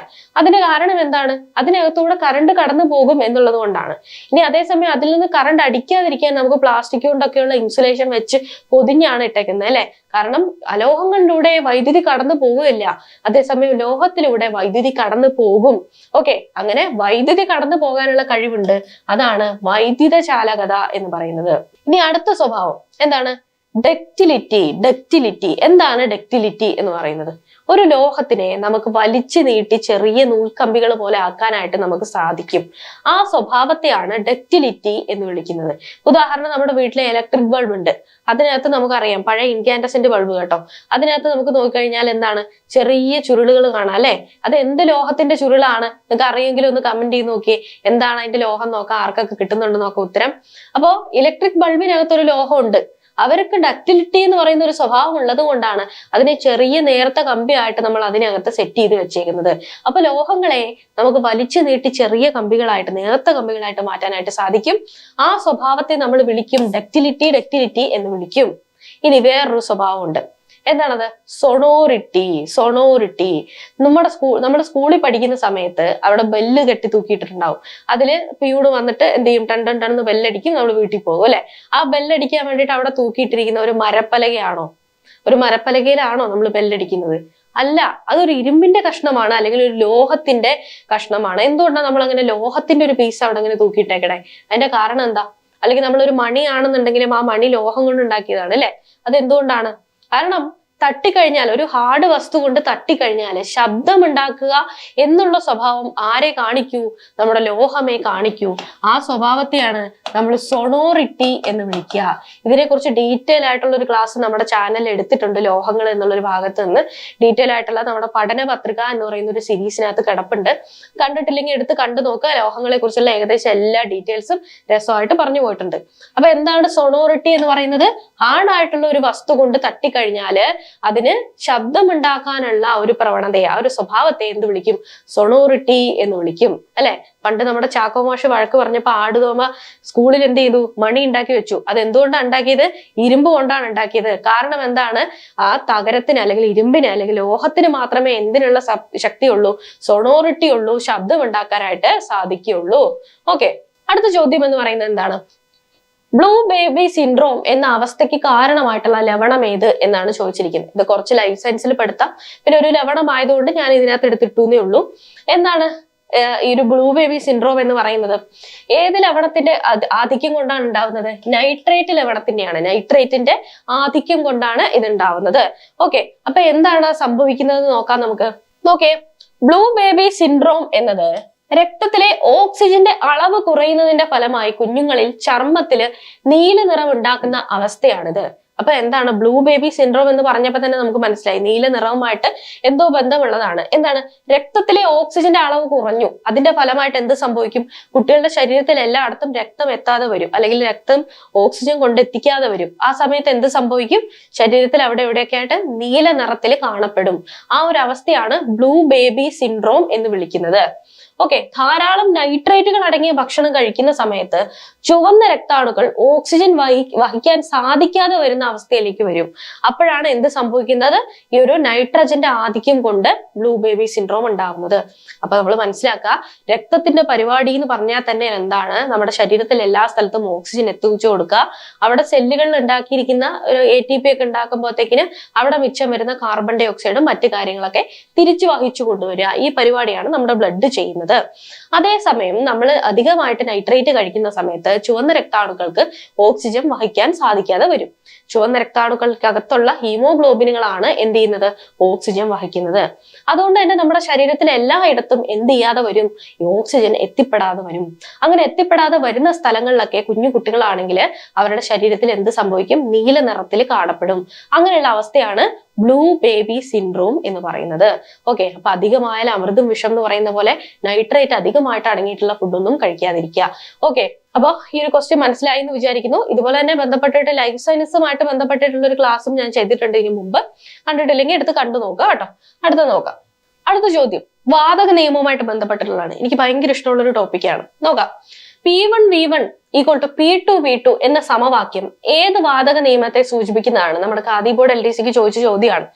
നമുക്ക് ഉത്തരം അറിയാം, ബോയിൽസ് ലോ ആണ് എന്നുള്ളത് ഞാനിവിടെ അടയാളപ്പെടുത്തിയിട്ടുണ്ട്. അപ്പൊ ഈ 3 വാതക നിയമങ്ങൾ നമുക്ക് പെട്ടെന്ന് നോക്കി വന്നാലോ? നോക്കാം. അപ്പൊ എന്തൊക്കെയാണ് ഇതിനകത്ത്? ആദ്യമായിട്ട് ബോയിൽസ് ലോ. ഞാൻ നിങ്ങളോട് പറയാണ്, ഇതുപോലെ ഒരു പാത്രത്തിനകത്ത് കുറച്ച് വാതകം നിറച്ചു. 5 കിലോ വാതകമുണ്ട് അല്ലെ. വാതകത്തിന് കൃത്യമായിട്ടുള്ള ഒരു വോളിയം ഇല്ല നമുക്കറിയാം. അതുകൊണ്ട് നമ്മൾ ഇവിടെ ഒരു പിസ്റ്റൺ വെച്ചു. എന്നിട്ട് ഈ പിസ്റ്റനെ എന്ത് ചെയ്തു? ഭയങ്കരമായിട്ട് ഇങ്ങനെ താഴേക്ക് അമർത്തി. ആ സമയത്ത് എന്ത് ചെയ്യും? വാതകമായതുകൊണ്ട് തന്നെ അതിന്റെ മോളിക്യൂൾ എല്ലാം അടുത്തടുത്ത് വരികയും അതിന്റെ വോളിയം എന്ത് ചെയ്യും? കുറയുകയും ചെയ്യും. ഇവിടെ നമ്മൾ എന്താ അപ്ലൈ ചെയ്തത്? പ്രഷർ ആണ് അപ്ലൈ ചെയ്തത്. പ്രഷർ അപ്ലൈ ചെയ്തപ്പോഴത്തേക്കും വോളിയത്തിന് എന്ത് പറ്റി? വോളിയം കുറഞ്ഞു അല്ലെ. പ്രഷർ നമ്മൾ കൂട്ടി, പ്രഷർ കൂടുതലായിട്ട് അപ്ലൈ ചെയ്തപ്പോഴത്തേക്കിനും വോളിയം കുറഞ്ഞു. അതായത് pressure is inversely proportional to volume. Pressure എപ്പോ കൂട്ടുന്നോ അപ്പൊ വോളിയം എന്ത് ചെയ്യും? കുറയും. ഇനി അടുത്ത ആള് നമ്മുടെ ചാൾസ് ലോ. ചാൾസ് ലോ എന്താ പറയുന്നത്? ഒരു പാത്രത്തിനകത്ത് ഇതുപോലെ നമ്മൾ കുറച്ച് വാതകം എടുത്ത് വെച്ചിട്ട് അടിയിൽ നമ്മൾ തീ കത്തിച്ചു വിട്ടു. കുറെ നേരം തീ കത്തി കഴിയുമ്പോഴത്തേക്കിന് എന്ത് സംഭവിക്കും? സ്വാഭാവികമായിട്ടും അതിനകത്തിരിക്കുന്ന വാതകം എക്സ്പാൻഡ് ചെയ്യും. ഉദാഹരണത്തിന് നിങ്ങൾ ഒരു ബലൂണിനകത്ത് കുറച്ച് വാതകം നിറച്ചിട്ട് അതിനെ കുറച്ചു നേരം വെയിലത്തിട്ട് നോക്കിയേ, ഇത്തിരി കഴിയുമ്പോൾ അത് പൊട്ടിത്തെറിക്കും. അതിന്റെ കാരണം എന്താണ്? അതിനകത്തിരിക്കുന്ന വാതകം ഇങ്ങനെ വികസിച്ച് വരും. കാരണം ചൂട് വരുമ്പോഴത്തേക്കിനും വാതകത്തിനകത്തെ കണികകൾക്ക് കൈനറ്റിക് എനർജി കൂടും. അവർ ദൂരേക്ക് അകന്നു പോകാനായിട്ട് ശ്രമിക്കും. അങ്ങനെ അതിന്റെ വോളിയം കൂടും. അതായത് നമ്മൾ ടെമ്പറേച്ചർ കൂട്ടിക്കഴിഞ്ഞാൽ വോളിയം കൂടുന്നു മനസ്സിലായി. അവർ ഡയറക്റ്റ്ലി പ്രൊപ്പോർഷണൽ ആണ്. ഇനി അടുത്തത് അവഗാഡ്രോസ് ലോ ആണ്. അവഗാഡ്രോസ് ലോ എന്ന് പറഞ്ഞാൽ നമ്പർ ഓഫ് മോളിക്യൂളുമായിട്ട് ബന്ധപ്പെട്ടാണ്. ഒരു വസ്തുവിലുള്ള നമ്പർ ഓഫ് മോളിക്യൂൾസ് കൂടുമ്പോഴത്തേക്കിനും അതിനകത്തുള്ള വോളിയവും കൂടും. ഈസി ആയിട്ടുള്ള ലോ ആണ് അല്ലെ. ഇനി ഇവർ രണ്ടുപേരില് ഈ എന്താ പറയാ, പ്രഷർ എന്ന് പറയുന്നത് വോളിയത്തിന് ഇൻവേഴ്സ്ലി പ്രൊപ്പോർഷണൽ ആയതുകൊണ്ട് തന്നെ എപ്പോഴും എന്ത് ചെയ്യുന്നു? P = 1/V എന്ന് നമുക്ക് എഴുതാനായിട്ട് സാധിക്കും അല്ലെ. അതായത് ഈ PV നമ്മൾ ഒരു ഭാഗത്തേക്ക് എടുത്തു കഴിഞ്ഞാൽ PV = ഒരു കോൺസ്റ്റന്റ് ആണ്. നോക്കിയേ, PV എന്ന് പറയുന്നത് എപ്പോഴും ഒരു കോൺസ്റ്റന്റ് ആയിരിക്കും. അതായത് പ്രഷറും വോളിയം കൂടി ഇൻഡ്യൂ ചെയ്താൽ എപ്പോഴും ഒരു കോൺസ്റ്റന്റ് ഉത്തരം കിട്ടും അല്ലെ. ഇവിടത്തെ പ്രഷറും വോളിയം കൂടി ഇൻഡ്യൂ ചെയ്താലും ഇവിടത്തെ പ്രഷറും വോളിയം കൂടി ഇൻഡ്യൂ ചെയ്താലും നമുക്ക് കോൺസ്റ്റന്റ് ആയിട്ടുള്ള ഒരു ഉത്തരം കിട്ടും. അതായത് P1 × V1 ചെയ്തപ്പോ കിട്ടുന്ന ഉത്തരവും P2 × V2 ചെയ്യുമ്പോൾ കിട്ടുന്ന ഉത്തരവും ശരി ഈക്വൽ ആണ് എന്നാണ് പറയുന്നത്. അപ്പൊ നോക്കിയേ, P1 V1 = P2 V2 എന്ന് പറയുന്നത് ഏത് നിയമമാണ്? ബോയിൽസ് ലോ ആണ്. ഓക്കെ അല്ലേ. ഇനി അടുത്തത് ചാൾസ് ലോയിൽ നമ്മൾ പറഞ്ഞു T is directly proportional to V ആണ് എന്നുള്ളത് അല്ലെ. അപ്പൊ T = V എന്ന് നമുക്ക് പറയാം. അതായത് T/V എന്ന് പറയുന്നത് എപ്പോഴും ഒരു കോൺസ്റ്റന്റ് ആയിരിക്കും അല്ലെ. അതായത് T1/V1 = T2/V2 ആയിരിക്കും അല്ലെ. ഇവിടത്തെ T1/V1 ചെയ്താലും ഇവിടത്തെ T2/V2 ചെയ്താലും എന്ത് കിട്ടും? ഈക്വൽ ആയിട്ടുള്ള ഉത്തരം കിട്ടും എന്ന് മനസ്സിലായി. അപ്പൊ ഇങ്ങനെയാണ് അടുത്ത പ്രാവശ്യത്തെ ചോദ്യത്തിൽ നമുക്ക് തരുന്നതെങ്കിൽ ഇതാരാണ്? ബോയിൽസ് ലോ അല്ല, ഇതാരാണ്? ചാൾസ് ലോ ആണ്. ഓക്കെ, അപ്പൊ ഇത് രണ്ടും മനസ്സിലായി എന്ന് വിചാരിക്കുന്നു. മറ്റേതും ഇതേപോലെ സെയിം ആയിട്ട് വരും കേട്ടോ. അതായത് N1/V1 = N2/V2 എന്ന് വരും. ഓക്കെ, ഈസി ആണ്. എന്താന്ന് മനസ്സിലായെന്ന് വിചാരിക്കുന്നു. ഇനി മറ്റുള്ള ഇതുമായിട്ട് ബന്ധപ്പെട്ടുള്ള വാതക നിയമങ്ങൾ നമ്മുടെ ടെലിഗ്രാം ചാനലിൽ നോട്ട് കൊടുക്കും ഇതുമായിട്ട് ബന്ധപ്പെട്ടിട്ട്. അതിനകത്ത് ഞാൻ ആഡ് ചെയ്ത് പോയേക്കാം. ഇവിടെ ബേസിക് ആയിട്ടുള്ള 3 നിയമങ്ങളാണ് ഞാൻ പറഞ്ഞു തന്നേക്കുന്നത്. ഇനി മറ്റുള്ളതും കൂടെ അതിൽ ആഡ് ചെയ്തേക്കാം. നമ്മുടെ ടെലിഗ്രാം ചാനൽ ജോയിൻ ചെയ്തിട്ടില്ലെങ്കിൽ ഒന്ന് ടെലിഗ്രാം ചാനൽ ജോയിൻ ചെയ്യുക. ഒരുപാട് നോട്ടുകളും നിങ്ങൾക്ക് യൂസ്ഫുൾ ആയിട്ടുള്ള കാര്യങ്ങളൊക്കെ അതിനകത്ത് കിട്ടും. അടുത്ത നോക്കാം. Biochemical oxygen demand. Biochemical oxygen demand അല്ലെങ്കിൽ BOD എന്ന് പറഞ്ഞാൽ എന്താണ് എന്നാണ് ചോദിച്ചിരിക്കുന്നത്. BOD എത്രയാണ് എന്നാണ്, നമ്മുടെ ശുദ്ധജലത്തിന്റെ കുടിവെള്ളത്തിന്റെ BOD എത്രയാണ് എന്നാണ് ചോദിച്ചിരിക്കുന്നത്. ഇവിടെ ഉത്തരം എന്ന് പറയുന്നത് 1 to 2 ppm ആണ്. 1 to 2 ppm ആണ്. കാരണം എന്താണ്, 5-ൽ താഴെയുള്ള ppm ഉള്ളതാണ് നമ്മൾ പൊതുവെ ശുദ്ധജലമായിട്ട് അല്ലെങ്കിൽ കുടിക്കാൻ ഉപയോഗിക്കുന്ന വെള്ളമായിട്ട് നമ്മൾ കണക്കാക്കുന്നത്. 5-ൽ താഴെ ppm ഉള്ളത് വേണം അങ്ങനെ കണക്കാക്കാം അല്ലെ. അപ്പൊ നമുക്ക് നോക്കാം എന്താണ് ഈ ബയോകെമിക്കൽ ഓക്സിജൻ ഡിമാൻഡ് BOD എന്ന് പറയുന്നത്. നോക്കാം എന്താണ് ബയോകെമിക്കൽ ഓക്സിജൻ ഡിമാൻഡ് എന്ന് പറയുന്നത്. ഒരു നിശ്ചിത കാലയളവിൽ ഒരു പ്രത്യേക താപനിലയിൽ ജലസാമ്പിളിൽ അടങ്ങിയിരിക്കുന്ന ഓർഗാനിക് മെറ്റീരിയലിൽ വളരുന്ന എയറോബിക് ബാക്ടീരിയകൾ ഉപയോഗിക്കുന്ന ഓക്സിജന്റെ അളവാണ്. ഇങ്ങനെ കേൾക്കുമ്പോൾ നിങ്ങൾ വിചാരിക്കുന്നത് എന്ത് പൊട്ടത്തരാണ് ഈ പറയണത് അല്ലേ? ഒരു കൺഫ്യൂഷൻ ആയിട്ട് തോന്നും. ഈസിയാണ് സംഭവം. ഒരു പാത്രത്തിൽ കുറച്ച് വെള്ളം എടുത്തു, നിങ്ങളുടെ അടുത്തുള്ള കുളത്തിൽ നിന്ന് കുറച്ച് വെള്ളം നമ്മൾ കോരിയെടുത്തു. ഇതിനകത്ത് ഒരുപാട് ഓർഗാനിക് മാറ്ററുകൾ ഉണ്ടാവും. കാർബൺ അടങ്ങിയിട്ടുള്ള എല്ലാ കാര്യങ്ങളും ഓർഗാനിക് ആണ്, ജീവനുള്ള കാര്യങ്ങളായിരിക്കും. അത് ജീവനുമായിട്ട് ബന്ധപ്പെട്ടതൊക്കെ ഓർഗാനിക് മെറ്റീരിയലുകളാണ്. ഈ ഓർഗാനിക് മെറ്റീരിയലുകൾക്കകത്ത് ഒരുപാട് സൂക്ഷ്മ ജീവികൾ വളരുന്നുണ്ടാവും അല്ലെ. ആ കൂട്ടത്തിൽ എയറോബിക് ബാക്ടീരിയകൾ ഉണ്ടാവും. അതായത് ഓക്സിജൻ ഉപയോഗിച്ച് എയർ ഉപയോഗിച്ച് ജീവിക്കുന്ന ബാക്ടീരിയകൾ ഉണ്ടാവും. ഈ ബാക്ടീരിയകൾ ഈ ഒരു പ്രത്യേക താപനിലയിൽ നമ്മൾ എടുത്ത പ്രത്യേക ചിരട്ടയ്ക്കകത്ത വെള്ളത്തിനകത്തുള്ള ഈ എയറോബിക് ബാക്ടീരിയകൾ എത്ര ഓക്സിജൻ ഉപയോഗിക്കുന്നു നോക്കുക. അതാണ് ആ വെള്ളത്തിന്റെ ppm. അപ്പൊ നിങ്ങളൊന്ന് ആലോചിച്ച് നോക്കിയേ, ഒത്തിരി ഓക്സിജൻ അവർക്ക് ആവശ്യമുണ്ട് എന്നുണ്ടെങ്കിൽ അതിന്റെ അർത്ഥം അതിനകത്ത് ഒരുപാട് എയറോബിക് ബാക്ടീരിയ ഉണ്ട് എന്നാണ് അതിന്റെ അർത്ഥം. ഒരുപാട് ഓർഗാനിക് മെറ്റീരിയൽ അതിനകത്ത് ഉണ്ട് എന്നാണ് അർത്ഥം. അതായത് അത് പൊല്യൂട്ടഡ് ആണ് എന്നാണ് അർത്ഥം അല്ലെ. അപ്പൊ ബയോകെമിക്കൽ ഓക്സിജൻ ഡിമാൻഡ് കൂടുന്തോറും ആ ജലം എന്ന് പറയുന്നത് വളരെയധികം പൊല്യൂട്ടഡ് ആയിട്ട് മാറും. ഓക്കെ, ഇനി ബയോകെമിക്കൽ ഓക്സിജൻ ഡിമാൻഡ് BOD വളരെ കുറവാണെങ്കിൽ, അതായത് 1 to 2 ppm ഒക്കെ ആണെങ്കിൽ അതിനകത്തുള്ള എയറോബിക് ബാക്ടീരിയകളുടെ അളവ് വളരെ കുറവാണ്, കുടിക്കാൻ ഉപയോഗിക്കാൻ പറ്റുന്ന വെള്ളമാണ് എന്നാണ് അതിന്റെ അർത്ഥം. അപ്പൊ ജലത്തിനകത്തെ BOD കൂടുക എന്ന് പറയുന്നത് അപകടകരമായിട്ടുള്ള ഒരു എൻവയോൺമെന്റൽ ഹസാർഡ് ആണ്. അപ്പോൾ ഈ പറയുന്ന BOD കൂടിക്കഴിഞ്ഞാൽ ബാക്ടീരിയകളുടെ എണ്ണം കൂടും, അതിനകത്ത് അവർ യൂസ് ചെയ്യുന്ന ഓക്സിജന്റെ അളവ് കൂടും, അതിനകത്ത് ചെടികളൊക്കെ തഴച്ചു വളരുകയും ആ ജലാശയം തന്നെ ഇല്ലാതാവുകയൊക്കെ ചെയ്യുന്ന അവസ്ഥകളൊക്കെ നമ്മൾ ബയോളജിയിൽ പഠിക്കുന്നതാണ്. ഓക്കെ, അപ്പൊ ഇവിടെ നമ്മൾ കാര്യം എന്താന്ന് മാത്രം മനസ്സിലാക്കുക. ബയോകെമിക്കൽ ഓക്സിജൻ ഡിമാൻഡ് എന്ന് പറയുന്നത് ഈ പറഞ്ഞ പോലെ നമ്മുടെ പ്രദേശത്ത് നമ്മളൊരു പ്രത്യേക താപനിലയിൽ ഒരു പ്രത്യേക അളവ് വെള്ളം എടുത്തു, അതിനകത്തെ ഓർഗാനിക് മെറ്റീരിയലിനകത്ത് ഓർഗാനിക് മാറ്ററിനകത്ത് കുറച്ചധികം എയറോബിക് ബാക്ടീരിയകൾ ഉണ്ടാവും അല്ലെ, ഓക്സിജൻ ഉപയോഗിച്ച് ജീവിക്കുന്ന ബാക്ടീരിയ. അവന്മാർക്ക് എത്ര ഓക്സിജൻ വേണം നോക്കുക, അതാണ് നമ്മുടെ BOD എന്ന് പറയുന്നത്. ഓക്കെ, അപ്പൊ മൊത്തത്തിൽ ഞാൻ ഇവിടെ കുറച്ചൊരു കണക്ക് തന്നിട്ടുണ്ട്, നിങ്ങൾക്ക് ഇത് കാണാൻ പറ്റുന്നുണ്ട് എന്ന് വിചാരിക്കുന്നു. ഇല്ലെങ്കിൽ ഞാൻ ഇവിടെ വായിച്ച് കേൾപ്പിക്കാം കേട്ടോ. അപ്പൊ എന്താണ് 1 to 2 ppm, ഇപ്പൊ നമ്മൾ പറഞ്ഞ സംഭവം അല്ലെ, 1 to 2 ppm എന്ന് പറയുന്നത് എന്താണ്, ഈ പറയുന്ന ശുദ്ധജലമാണ്, നമുക്ക് കുടിക്കാൻ ഉപയോഗിക്കാൻ പറ്റുന്ന ജലമാണ് 1 to 2 ppm എന്ന് പറയുന്നത്. അതെന്താണ്, വെരി ഗുഡ് ക്വാളിറ്റി ആണ്. They will not be much organic waste. ഒരുപാട് ഓർഗാനിക് വേസ്റ്റ് ഒന്നും അതിനകത്ത് ഇല്ലാത്ത ജലത്തെയാണ് നമ്മൾ എന്ത് വിളിക്കുക, BODക്കകത്ത് നല്ല ജലം, ശുദ്ധജലം എന്ന് വിളിക്കാം. അതേസമയം 3 to 5 ആണെങ്കിൽ ഫെയർ മോഡറേറ്റ്ലി ക്ലീൻ ആണ്, നമുക്ക് മറ്റുള്ള ആവശ്യത്തിന് കുളിക്കാനൊക്കെ എടുക്കാനായിട്ട് പറ്റുന്ന വെള്ളം. ഇനി 6 to 9 ആണെന്നുണ്ടെങ്കിൽ വളരെ കുറഞ്ഞ ക്വാളിറ്റി ഉള്ളതാണ്, ഒട്ടുമിക്ക രീതിയിലും പൊല്യൂട്ടഡ് ആയിട്ടുള്ള വാട്ടർ ആണ്, അതിനകത്ത് ബാക്ടീരിയയുടെ പ്രസൻസ് വളരെ കൂടുതലാണ്. ഓക്കെ, അപ്പൊ വേസ്റ്റ് ഒക്കെ ഡീകമ്പോസ് ചെയ്താൽ മാത്രമേ അത് യൂസ് ചെയ്യാൻ പറ്റുള്ളൂ. ഇനി 100 അതിൽ കൂടുതലോ ആണെങ്കിൽ വെരി ഡേഞ്ചറസ്ലി അത് പ്രശ്നമായിട്ടുള്ള വാട്ടർ ആണ്, അതിനകത്ത് ഓർഗാനിക് വേസ്റ്റുകൾ ഒരുപാട് അധികം ഉണ്ട് എന്നാണ് നമ്മൾ മനസ്സിലാക്കേണ്ടത്. ഓക്കെ, ഒരു ഫാക്ടറി പ്രദേശത്തൊക്കെ ഉള്ള ജലം എടുത്ത് നോക്കിക്കഴിഞ്ഞാൽ അതിനകത്തെ BOD എന്ന് പറയുന്നത് എന്തായിരിക്കും, 100 അതിൽ കൂടുതലോ ഒക്കെ ആയിരിക്കും. അത്രയും പൊല്യൂട്ടഡ് ആയിരിക്കും ആ ജലം എന്ന് പറയുന്നത്. ഓക്കെ, മനസ്സിലായെന്ന് വിചാരിക്കുന്നു. അപ്പോൾ ഇതുമായിട്ട് ബന്ധപ്പെട്ടുള്ള കാര്യങ്ങളും എന്ത് ചെയ്തിട്ടുണ്ട്, നമ്മുടെ ടെലിഗ്രാം ചാനലിലെ നോട്ടിനകത്ത് കൊടുക്കുന്നുണ്ട് ഞാൻ. അപ്പോൾ നമ്മൾ ടെലിഗ്രാം ചാനൽ ജോയിൻ ചെയ്തിട്ടില്ലെങ്കിൽ നിങ്ങൾ ജോയിൻ ചെയ്യുക, അതിനകത്ത് എല്ലാ ഡീറ്റെയിൽസും ഉണ്ട്. ഓക്കെ, അപ്പൊ ഇന്ന് നമ്മൾ കഴിഞ്ഞ LDC പരീക്ഷയിലും അതുപോലെ തന്നെ ഖാദി ബോർഡ് LDCയിലും ചോദിച്ചിട്ടുള്ള കെമിസ്ട്രി ഭാഗത്ത് നിന്നുള്ള ചോദ്യങ്ങളും അതുമായിട്ട് ബന്ധപ്പെട്ടുള്ള കാര്യങ്ങളും എല്ലാം നമ്മൾ പറഞ്ഞു പോയി അല്ലെ. അപ്പോൾ നമ്മുടെ ചാനൽ നിങ്ങൾ ഫോളോ ചെയ്യുന്നില്ലെങ്കിൽ ഫോളോ ചെയ്യുക. അതിനകത്ത് യൂസ്ഫുൾ ആയിട്ടുള്ള ഒരുപാട് കണ്ടന്റുകൾ നിങ്ങളുടെ എക്സാമുമായിട്ട് ബന്ധപ്പെട്ടിട്ട് വരുന്നുണ്ട്. ഇനി ഈ കാര്യങ്ങളൊക്കെ നമ്മൾ റാൻഡം ആയിട്ട് പഠിച്ചു പോയാൽ മാത്രം പോരാ, നമുക്ക് പരീക്ഷ എഴുതി നോക്കണം. എന്നാലേ അതിന്റെ ഒരു എന്താ പറയാ എഫക്ട് നമുക്ക് കിട്ടുള്ളൂ യഥാർത്ഥ പരീക്ഷ എഴുതുമ്പോഴത്തേക്കിന്. നമുക്ക് ഗോദ എന്നൊരു ടെസ്റ്റ് സീരീസ് ഉണ്ട്. കഴിഞ്ഞ LDC പരീക്ഷയിൽ വളരെയധികം ചോദ്യങ്ങൾ ചോദിച്ച ഒരു ടെസ്റ്റ് സീരീസ് ആണത്. ഇതുവരെ നിങ്ങൾ ജോയിൻ ചെയ്തിട്ടില്ല എന്നുണ്ടെങ്കിൽ അതിൽ ജോയിൻ ചെയ്യാനായിട്ട് ശ്രമിക്കുക. ഇപ്പോഴും നിങ്ങൾക്ക് അവൈലബിൾ ആണ്. അപ്പൊ അടുത്ത ഘട്ടത്തിൽ പരീക്ഷ എഴുതുന്നവർക്ക് അത് യൂസ്ഫുൾ ആയിരിക്കും. ഓക്കെ, ഇനി ടെലിഗ്രാം ചാനൽ ജോയിൻ ചെയ്തിട്ടില്ലെങ്കിൽ അതും കൂടെ ജോയിൻ ചെയ്യാനായിട്ട് ശ്രമിക്കുക. ഇന്നത്തെ ക്ലാസ് നിങ്ങൾക്ക് യൂസ്ഫുൾ ആയി എന്ന് തോന്നുകയാണെങ്കിൽ ഈ വീഡിയോ ലൈക്ക് ചെയ്യുക. മറ്റുള്ളവരായിട്ട് നിങ്ങളുടെ ഫ്രണ്ട്സുമായിട്ടൊക്കെ ഒന്ന് ഷെയർ ചെയ്യാനായിട്ട് ശ്രമിക്കുക. ചാനൽ സബ്സ്ക്രൈബ് ചെയ്തിട്ടില്ലെങ്കിൽ സബ്സ്ക്രൈബ് ചെയ്യുക. ഇനി മറ്റൊരു യൂസ്ഫുൾ ആയിട്ടുള്ള വീഡിയോയിലൂടെ നമുക്ക് വീണ്ടും കാണാം. Thank you for watching the video.